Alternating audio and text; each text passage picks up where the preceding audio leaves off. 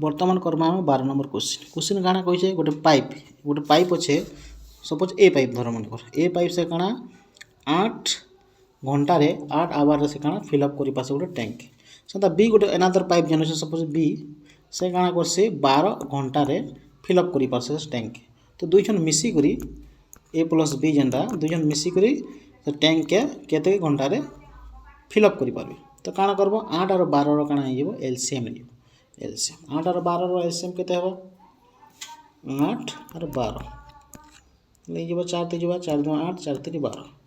3 2 6 6 4 24 24 हला तर एफिशिएंसी केते हबा हरण करबो 24 के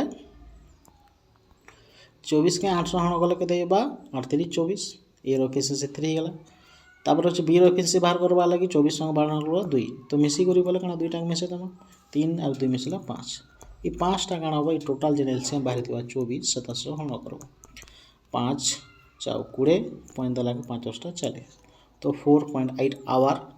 लागबा हमर आंसर किंतु ऑप्शन रे नहीं देबा तो 4 आवर ही जेबो हमर राइट आंसर ओके।